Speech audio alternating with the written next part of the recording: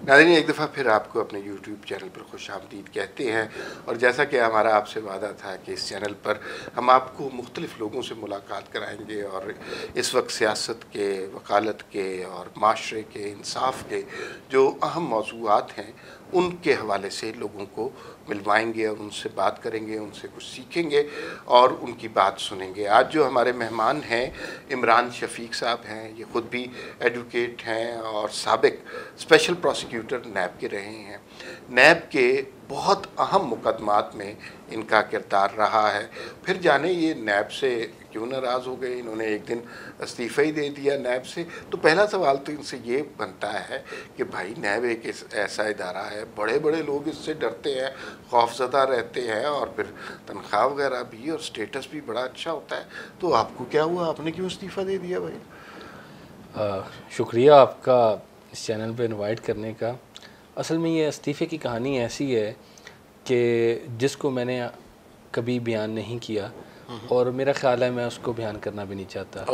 वो उसकी वजह बुनियादी तौर पर यह है कि मैं चूँकि एक प्रोफेशनल लॉयर हूँ और प्रोफेशनल लॉयर का असूल ये होता है हमारे कि क्लाइंट कई दफ़ा आपसे नाराज़ होते हैं, कई दफ़ा आप उनसे नाराज़ होते हैं, वो आपसे फ़ाइल उठा के ले जाते हैं, कोई नया वकील इंगेज कर लेते हैं, आप उनको कहते हैं हम आपका केस करने की पोजीशन में नहीं हैं।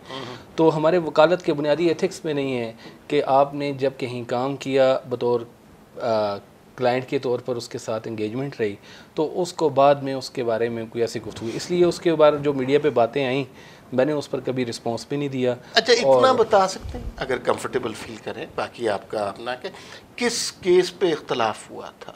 देखिए, जिन दिनों मैंने रिज़ाइन किया था उन दिनों मैं मावन ख़ुसूसी जुल्फ़ी बुखारी साहब के ख़िलाफ़ एक केस था नैब का, तो उसमें मैं ठीक है, बिल्कुल सही है, बाकी आपका राइट है, वो आप अगर कुछ बातें डिस्क्लोज़ नहीं करना चाहते, हम बल्कि बड़ी रिस्पेक्ट करते हैं आपके प्रोफेशनलिज्म की।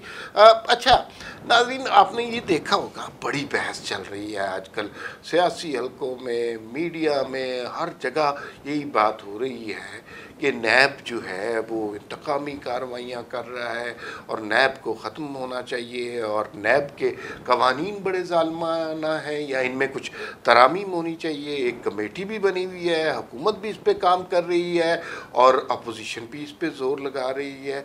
तो ये इशू क्या है, नैब से क्यों इतने सारे नाराज़ हैं? देखें अमर साहब, इसमें जब कोई इदारा काम करता है तो कानून उसकी लिमिट्स तय करता है कि आपने किन हदूद और क़यूद के अंदर रहकर काम करना है। एहतसाब का अमल सबसे ज़्यादा शफाफियत का मुतकाज़ी हुआ करता है और एहतसाब का अमल जब आप पाकिस्तान के अहम शख्सियात पर हाथ डाल रहे होते हैं तो, और जिनका असर रसूख भी होता है, जिनमें से हर शख्सियत आवाम की उसके पीछे बहुत फॉलोइंग होती है, तो आप और सियासी शख्सियात बिलखसूस और फिर जो पाकिस्तान के बड़े बड़े ओहदों पर रही हों, तो उनका जब आप एहतसाब करने का काम कर रहे होते हैं तो वो उतना ही ज़्यादा शफाफ होना बहुत ज़रूरी है, उतना ही ज़्यादा गैर जानिबदार होना ज़रूरी है। जहाँ कहीं वहाँ जानबदारी नज़र आएगी, जहाँ अदम शफाफियत नज़र आएगी, जहाँ आप कंप्रोमाइज़ नज़र आएंगे, जहाँ आप दबाव का शिकार नज़र आएंगे, जहाँ आप मसलतियों का शिकार नज़र आएंगे, तो यकीनन सवालात जन्म लेंगे। और नैब का जो इदारा है वो मौजूदा चेयरमैन साहब के दौर में, उससे पहले भी उसकी हिस्ट्री ऐसी ही है, लेकिन आज के दौर में ये ज़्यादा नज़र आया है। अब और ये मैं कोई ऐसी बात नहीं है जो मैं अपनी तरफ से कहूँगा, ज़्यादा स्ट्रॉन्ग बात ये होती है कि पाकिस्तान का सबसे गैर जानिबदार फोरम और सब पाकिस्तान में इंसाफ का forum supreme court of Pakistan किसी के बारे में क्या कहता है। साबिक सुप्रीम कोर्ट के चीफ जस्टिस आसिफ सैयद खोसा साहब ने एक दिन ये एक तमाम जजेस की मौजूदगी में एक खिताब करते हुए उन्होंने कहा कि हमारा तासुर ये पाया जाता है, और तमाम जजेस की तरफ इशारा किया, हम सब का ये तासुर पाया जाता है कि नैब सियासी इंजीनियरिंग का काम कर रहा है। ठीक है, अब ये पॉलिटिकल इंजीनियरिंग का जो ये एक पाकिस्तान की आला अदलिया के चीफ जस्टिस की तरफ से ये क्या कहा जाना, फिर अभी सुप्रीम कोर्ट की ख्वाजा साद रफ़ीक साहब के केस में एक रिसेंट जजमेंट आई है और उस जजमेंट पर बहुत ज़ोरों शोर से बहस भी जारी है और उसने एक नई डिस्कशन को पाकिस्तान में जन्म दिया है। उसमें सुप्रीम कोर्ट ने साफ लफ्ज़ों में कहा है और बार बार कहा है कि नैब पॉलिटिकल इंजीनियरिंग में मुलविस है, नैब सियासी पार्टियों में तकसीम दर तकसीम के काम में मुलविस है। नैब एक टूल है विक्टिमाइजेशन का और हरासमेंट का। ये मैं अपने अल्फाज नहीं बयान कर रहा, उस जजमेंट के अल्फाज हैं जो मैं आपके सामने बयान कर रहा हूँ। नैब जो है वो केसों में जानबदार है। नैब जो है वो एक साइड के केसेस को पकड़ रहा है, यानी अपोजिशन के, और बाकी जो साइड है उनको वो नैब के हाथों बिल्कुल महफूज है। तो सुप्रीम कोर्ट ने कहा कि ये नैब की और पाकिस्तान में एहतसाब की हिस्ट्री भी ये ऐसी ही रही है। तो इसलिए, और अब देखें ना, आपने जितने लोगों को गिरफ्तार किया अपोजिशन में पिछले अरसे में, उनके केसों का क्या हुआ? बिल्कुल सही है। वो जब अदालतों में गए तो जाहिर है वो अदालतों ने उन्हें उठा के बाहर फेंक दिया इस तरह के केस के। अब मुझे ये बताइए, देखिए ये बात बहुत हो रही है कि नैब का इदारा ख़त्म होना चाहिए। मेरी शाहिद खाकान अब्बासी से बात हुई तो उन्होंने भी ये कहा कि इस तरह न मुल्क चल सकता है, न मईशत चल सकती है। बिजनेसमैन को आप खौफजदा कर रहे हैं, ताजिर बरादरी आपसे तंग है। अच्छा, अब और आपने अपनी गुफ्तगू के आगाज़ में कहा कि कोई भी इदारा जब कायम होता है तो उसके लिए कुछ कवानीन, कुछ ज़वाबित बने होते हैं। हमने देखा कि नैब ने अपने कवानीन, अपने ज़वाबित बनाए, जिसमें से अहम बात ये थी कि उन्होंने जो इंतकामी कार्रवाई की वो अपोजिशन के ख़िलाफ़ की, हुकूमत का कोई केस नहीं लिया। अब कोई इदारा मावराए इंसाफ हो जाए तो उस सूरतों में, मुल्कों में, माशरों में क्या होता है? देखें, इस वक्त दो बहसें हैं। एक तो ये है कि क्या नैब को रिफॉर्म किया जाए, दूसरी ये है कि क्या नैब को ख़त्म करके एहतसाब का कोई नया इदारा कायम किया। जब नैब को ख़त्म करने की बात होती है तो उसका ये मतलब नहीं होता है पाकिस्तान से एहतसाब आप ख़त्म कर रहे हैं। एहतसाब के बगैर तो मुल्क चल ही नहीं सकता। उसका मतलब ये होता है कि कोई नया शफाफ एहतसाब का निज़ाम लाया जाए जिसमें 3 एलिमेंट्स हों: इंटेग्रिटी, इंडिपेंडेंस और उसकी गैर जानिबदारी जो है वो नज़र आए उसको काम करते हुए। अच्छा, एक काउंटर क्वेश्चन, इस वक्त जो नैब की कारकर्दगी है, आपको ये 3 एलिमेंट उनकी कार्रवाइयों में नज़र आते हैं? नहीं, बिल्कुल नहीं नज़र आते। और मैं ज़ाती तौर पर इस चीज़ का हामी हूँ, और सुप्रीम कोर्ट की जो जजमेंट है उसको पढ़ने के बाद और मुख्तलिफ फैक्ट्स को, कि नैब का इदारा पाकिस्तान में नहीं चल सकता। ये वाला नैब इस सेटअप के साथ, ये इसको ख़त्म करना ज़रूरी है। इसको ख़त्म करना है, अगर ख़त्म नहीं कर सकते तो इसमें इतने बड़े पैमाने पर तब्दीलियों की ज़रूरत है कि क्योंकि बुनियादी नुक्स जो है वो नैब की तरीक़ेकार में तो है ही है, लेकिन कानून में भी बहुत नुकाइस हैं। पार्लियामेंट जो ये कानून है बेसिकली एक आमिर ने बनाया था, परवेज़ मुशर्रफ साहब ने 99 में ये कानून बनाया था। ये कानून बनाया ही सियासी वफादारियों को तब्दील करने के लिए गया था, इसलिए इसको ऑप्रेसिव बनाया गया। लेकिन मुशर्रफ साहब को तो गए बड़ा अरसा हो गया, उसके बाद 2 हुकूमतें आ गई। जरदारी साहब का दौर गुजरा, मियाँ साहब शाहिद खाकान अब्बासी का दौर गुजरा, इन्होंने ख़त्म क्यों नहीं किया? इतना बुरा कानून है तो। हाँ, ये एक फैक्ट है कि वो अगर पार्लियामेंट पाकिस्तान मुक़्तदर कुव्वतें थीं, वो अगर इसमें शायद मेरा ख्याल है वो ये समझते रहे कि हमारा एहतसाब तो नहीं होगा, हम तो हुकूमतों में हैं, और उसको उन्होंने तब्दील करने की कोशिश नहीं की। फिर दूसरा एक और एलिमेंट भी रहा है, वो ये रहा है कि नैब के कानून साजी के हवाले से ये जो मौजूदा चेयरमैन हैं, इन्होंने जब बहुत ज़्यादा ओवर स्टेपिंग की है, उसके बाद राय अम्मा भी हमवार हुई है। कानून के पीछे राय अम्मा का भी होना बहुत ज़रूरी है। पहले जब इफ्तिखार चौधरी साहब का जो दौर था, उनकी कोर्ट में नैब को बड़ी प्रोटेक्शन हासिल थी। नैब के पीछे सुप्रीम कोर्ट का इदारा भी खड़ा था। अब कौन सा इदारा खड़ा है? और अब तो इस वक्त तो जो सुप्रीम कोर्ट की जजमेंट है, उन्होंने खुद ही कह दिया कि आप तो पीछे नहीं खड़ा, आप पॉलिटिकल इंजीनियरिंग कर रहे हैं और आप सियासी वफादारियाँ तब्दील कर रहे हैं। तो वो अब नैब को बेसिकली अब तो वक्त आ गया है पाकिस्तान में कि इसमें रिफॉर्म, इस कानून को या तो नैब को ख़त्म कर दें, नहीं ख़त्म कर सकते तो रिफॉर्म्स लेके आएं। देखें, ऐसे नहीं हो सकता कि आप किसी कानून में, किसी जुर्म में किसी को गिरफ्तार करें और उस कानून में ज़मानत की प्रोविजन ही ना हो। ठीक है, ऐसे नहीं हो सकता कि आप किसी को गिरफ्तार तफ्तीश करने के लिए उसका रिमांड लें तो वो रिमांड 90 दिन तक प्रोलॉन्ग होता रहो और लोग उस दौरान जेलों में रहे। मीर शकील रहमान साहब का आप केस देख लें, 190 दिन से वो जेल में हैं और अभी तक उस केस में रेफरेंस भी फाइल नहीं हुआ। अब 190 दिन का मतलब होता है 6 माह से ज़्यादा अरसा किसी शख्स को आपने जेल रखा हुआ है, सलाखों के पीछे रखा हुआ है, और उसके लिए आप रेफरेंस तक फाइल नहीं कर सके हैं। यानी आप आम अदालतों में जो मर्डर केस हैं, जो बाकी केस हैं, उनमें चलान 14 दिन के अंदर पेश करना होता है और उसके बाद उसका ट्रायल शुरू होता है। ये तो अदालतें बनी थी, नैब का कानून बना था और अदालतें बनी थी जल्द मुकदमात को ख़त्म करने के लिए। यानी जो खुसूसी अदालत बनाई जाती है ना, वो सिर्फ 2 मकासद के लिए बनाई जाती है, या खुसूसी कवानीन। नंबर 1 ये स्पेशलाइज्ड होगी अपनी फील्ड में, बाकी लोगों को कितनी सूझबूझ नहीं होगी, इनको बहुत ज़्यादा सूझबूझ होगी अपने काम की। या दूसरी इस मकसद के लिए बनाई जाती हैं कि ये स्पीडी सूरत के साथ, तेजी के साथ स्विफ्ट जस्टिस मिलेगा लोगों को। आप नैब इन दोनों कामों में फेल हुआ है। नैब भी, और नैब के तहत जो अदालतें बनी हैं वो भी फिर यकीनन उसी का असर होता है कि आप ये देखेंगे कि यहाँ फैसले होते हुए 15-15, 20-20 साल लगते हैं। 20 साल हो गए नैब की कारकर्दगी को जानते हुए। आप अगर आप जांचें, ये कहते हैं मुल्क से हम पाकिस्तान की प्रीमियर अकाउंटेबिलिटी एजेंसी हैं, ठीक है। वो कैसी प्रीमियर अकाउंटेबिलिटी एजेंसी हैं कि आपको 20 साल गुजर चुके हैं, 20 साल में आपने कौन सी लुटी हुई दौलत पाकिस्तान में वापस लाई है?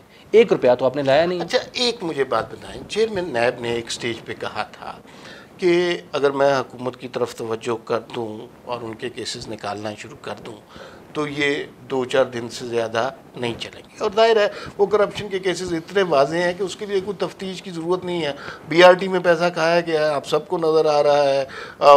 आटा स्कैंडल, चीनी स्कैंडल, अद्वियात स्कैंडल, पेट्रोल स्कैंडल, इनमें पैसा खाया गया है और बड़े पैमाने पे खाया गया है। अरबों रुपए लोगों को लूटे गए हैं। तो अब जब लोगों का पैसा इस तरह खाया जा रहा है, चेयरमैन नैब ने भी तशवीश का इजहार किया एक ज़माने में, फिर वो खामोश हो गए, फिर नहीं हुई कोई कार्रवाई। तो क्या हुआ?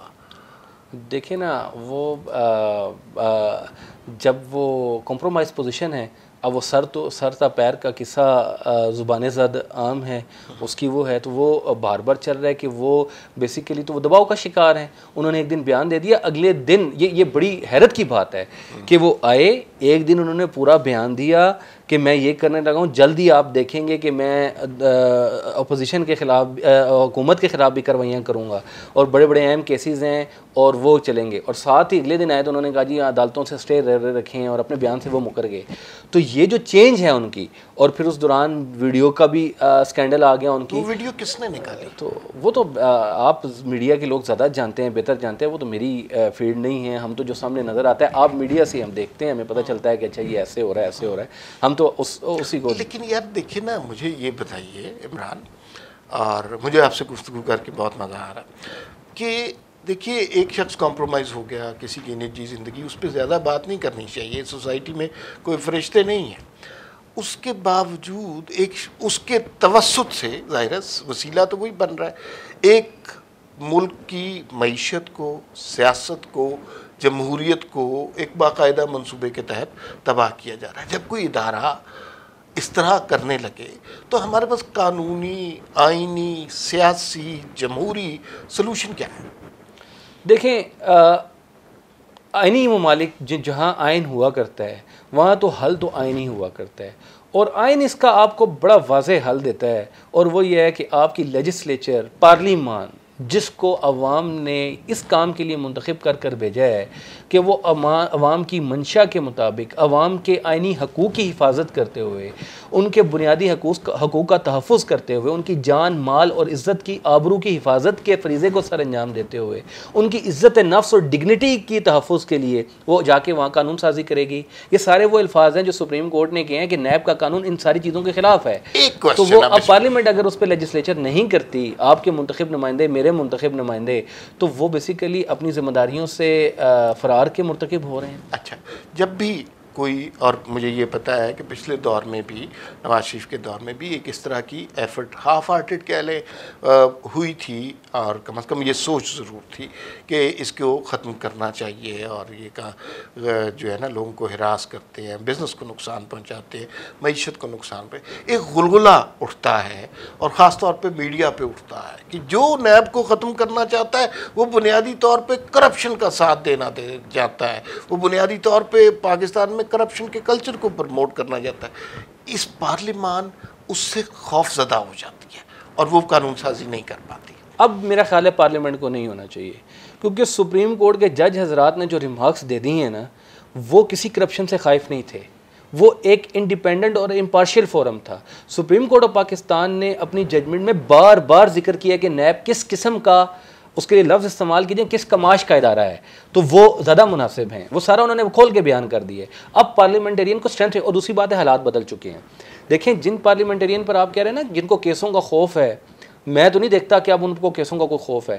ख्वाजा साद रफ़ीक साहब के केस में जो कुछ खुल के सामने आया है वो पहले से ज़्यादा क्लीन होके अवाम के सामने आए हैं। सुप्रीम कोर्ट ने उनको वो दिया है कि उनके साथ ज़्यादती हुई है, उनको 14-15 माह गलत जेल में रखा गया है। शायद खाकान अब्बासी तरफ जिस तरह सामने आए हैं वो उनका किरदार ज़्यादा खुल के निखर कर कौम के सामने आया है कि वो उनका किरदार क्या था। इसलिए अब जो अपोजिशन के जितने लोगों को इन्होंने पकड़ दकड़ के नैब के केसों में अंदर डाला था वो तो अब अगर मेरा उनके साथ कोई ताल्लुक नहीं है, लेकिन अगर मैं उनकी जगह हूं तो वो तो अब सर फख्र के साथ खड़े होकर कह सकते हैं कि हम इन अदालतों का सामना करके हैं। एक एंगल है, ये एक एंगल है। एक दूसरा एंगल भी है। देखिए, आपने कहा ख्वाजा साद रफ़ीक का कि 15 माह उनको अंदर रखा गया और बाद में कोई चीज़ प्रूव नहीं हुई और वो ज़ाहिर है बड़े लीडर बन के निकले हैं और अब उनकी बात में ज़्यादा क्लैरिटी है और वो हीरो बन गए एक तरह से। लेकिन एक शख्स, और आप वकील हैं, इस बात को बेहतर जानते हैं, 15 माह कैद में रहे और कैद भी आप बेहतर तौर पे जानते हैं किस किस किस्म की हो सकती है, उसकी फैमिली को, उसके ख़ानदान को, उसके बच्चों को, उसके बिज़नेस से गुजरना पड़ता है। एक आप इस सोसाइटी में ताना बना दें तो ये बहुत बड़ी तकलीफ़ है। 15 माह बाद बेशक निकल आए और MSR भी निकल आए, मीर शकील रहमान भी निकल आएंगे, ज़ाहिर है उन्हें नहीं रख सकते, लेकिन आपने उनको जितना नुकसान पहुंचाया उसका अजाला कौन करेगा? ये तो बात की बात है ना कि वो हीरो बन गए, लेकिन जो 15 माह की तकलीफ़ काटी है उसका अजाला कौन करेगा? ये हमारी बदकिस्मती है और हमारे कानून में इस चीज़ की आनी चाहिए, गुंजाइश पैदा होनी चाहिए। नैब का जो भी नया इदारा बनाएं या इन कानून में रिफॉर्म्स करें, कम अज़ कम ये चीज़ इसमें ज़रूर डालें कि जो मेलेशियस प्रोसिक्यूशन करेगा, जो झूठे मुकदमात बनाएगा, झूठे गवाह पेश करेगा, गैर कानूनी तौर पर लोगों को हिरासत में रखा जाएगा तो उसकी वो फिर सज़ा भी भुगतेगा। ऐसा नहीं होगा कि अदालत खाली जजमेंट पास करके कि भाई आप बाहर आ गए हैं और उन पर बहुत बड़ा एहसान हो जाएगा, बल्कि उनकी कंपनसेशन की जाएगी जो है। और मैं आपको बताऊं एक बात, वैसे किसी बंदे की लिबर्टी आप अगर कर्टेल कर देना, 2 दिन भी अगर उसको जेल में रख दें, उसकी सेहत, उसकी इज्जत, उसके ख़ानदान पर जो असरात पहुँचते हैं ना, कितने ही पैसे आप दे दें, मॉनेटरी कंपनसेशन उसका कोई हल नहीं है। बिल्कुल सही, ठीक है। इसलिए आपको पहले सदेबाब करना है कि कोई बंदा गलत तौर पर गिरफ्तार हो ही क्यों। ठीक है। अच्छा, आपने हवाला दिया बार बार सुप्रीम कोर्ट के हवाले से कि उसमें उन्होंने बड़े वाज़ेह तौर पे कहा है कि इस इदारे की कमाश क्या है, इरादा क्या है और ये किस तरह के काम करने लगे हुए हैं। तो मतलब बहुत सारी जजमेंट ऐसी आई हैं जो बड़ी इम्पोर्टेंट थी, उनका कुछ नहीं बना। मतलब काजी फाइज ईसा का जो फैज़ाबाद धरने के हवाले से जो जजमेंट आई थी, क्या बना? सेठ वकार बना ना, उस स्टेटमेंट का बना ना। आप अगर आप फॉलो करें चीज़ों को तो वो जजमेंट काजी फाइज ईसा साहब ने जो फैज़ाबाद धरने की जजमेंट दी है, उसके बाद काजी फाइज ईसा किस जगह पर खड़े हैं? काजी फाइज ईसा के ऊपर केस बन गया ना। तो ठीक है, ठीक है। इसी तरह सेठ वकार का सेठ वकार साहब का भी बन गया फैसला था, नहीं तो वो भी हुआ, उसका भी आया। सेठ वकार साहब ने सुप्रीम कोर्ट का जज बन जाना था, अब उन्होंने पिटीशन फाइल की हुई है कि मुझसे जूनियर्स को आपने जज बना दिया है, मैं अपनी जगह पर बैठा। एक आखिरी सवाल, हमारे पास काफ़ी ज़्यादा वक्त हो गया और मुझे पता है कि हमारी YouTube के बावजूद कुछ सेल्फ सेंसर की लिमिटेशंस हैं, हम बहुत ज़्यादा बात नहीं कर सकते। तो एक सवाल आखिर में मैं बस आपसे करना चाहता हूँ कि आपने देखा कि बाज़ औक़ात जो कोर्ट के कुछ फ़ैसले थे, 2 का हमने जिक्र किया, बड़े इंपॉर्टेंट फ़ैसले थे, उस पर और तरह की कार्रवाइयाँ, जिन लोगों ने फ़ैसले दिए उनके ख़िलाफ़ ही इंतकामी कार्रवाइयाँ शुरू हो गई। सोसाइटी का एक बहुत इम्पॉर्टेंट सेगमेंट वकला है। अगर जस्टिस काजी फाइज ईसा के ख़िलाफ़ कोई कार्रवाई होती हो तो रही है, लेकिन अगर इसमें इंटेंसिटी आ जाती है, इसमें शिद्दत आ जाती है या कोई नाइंसाफ़ी होती है, तो वकला तंजीमें कैसे रिएक्ट करेंगे आपके ख्याल में? देखें, वकला तंजीमों ने एक बात तो ज़हन में रखें, हर दौर में हम बाकी इश्यूज़ पर ज़्यादा बात ना भी करें, वकला सारी चीज़ों को देख रहे होते हैं, लेकिन हम जहाँ कहीं अदलिया पर, आज़ाद मंश जजों पर जब कोई हर्फ आता है, उनकी आज़ादी को सलब करने की कोशिश की जाती है। इफ्तिखार चौधरी साहब से वकला को बहुत से इख्तलाफात भी थे, वो PCO के जज भी रहे थे, लेकिन जब उन्होंने कहा कि ना की, तो उनके इनकार के साथ फिर वकील सारे खड़े हो गए। काजी फ़ायज़ ईसा का भी कसूर यही है कि उसने अमलन ना की हुई है, बल्कि उसने जजमेंट पास की हुई है और उस जजमेंट की वो सज़ा भुगत रहे हैं। वकील इसको देख रहे हैं, तमाम बार एसोसिएशन के साथ खड़ी हैं। अभी भी उनके केस में रिव्यू पिटिशन फ़ाइल की है और 3 बार Pakistan bar council, Sindh bar association और लाहौर उन्होंने पिटिशन फ़ाइल कर दी हुई है और रिव्यू के लिए। और जब खुदा न ख्वास्ता वकीलों ने इस बात को महसूस किया कि ये काजी फ़ायज़ ईसा के साथ नाइंसाफ़ी हो रही है, क्योंकि हम कानून को समझते हैं, हम आइन को भी जानते हैं, तो फिर उसके लिए देखें, पहले भी सुप्रीम जुडिशल कौंसिल मौजूद थी। जब इफ्तिखार चौधरी साहब को सुप्रीम जुडिशल कौंसिल में ही जा रहे थे तो तमाम वकील आगे इकट्ठे हो गए और सुप्रीम जुडिशल कौंसिल की फिर कार्रवाई नहीं चल सकी। और इफ्तिखार चौधरी साहब, जब अब्दुल हमीद डोगर साहब ने हलफ उठा लिया था, तो अब आइंदा भी कभी ऐसी सूरत हाल पैदा हुई, आज़ाद मंच जजों को जब भी छेड़ा जाएगा, वकला उनका साथ देंगे। वकील आज भी उसी तरह खड़े हैं, आइन और कानून के साथ। बहुत शुक्रिया इमरान, आपसे बड़ी अच्छी गुफ्तगू रही। और मैं अपने नाज़रीन को बता देता हूँ, मेरी आज इमरान से पहली मुलाकात है। इन्हें डिफरेंट शोज़ में हमने देखा, बड़े धड़ल्ले से बोलते हैं, बड़े मुश्किल मौज़ूआत पर बात करते हैं और वकला की इंसाफ के हवाले से जो तारीख़ रही है, जो ये कह रहे हैं, उसको तस्लीम करना पड़ेगा और दुआ करनी चाहिए कि पाकिस्तान में लोगों को इंसाफ मिले, जजेस को भी इंसाफ मिले।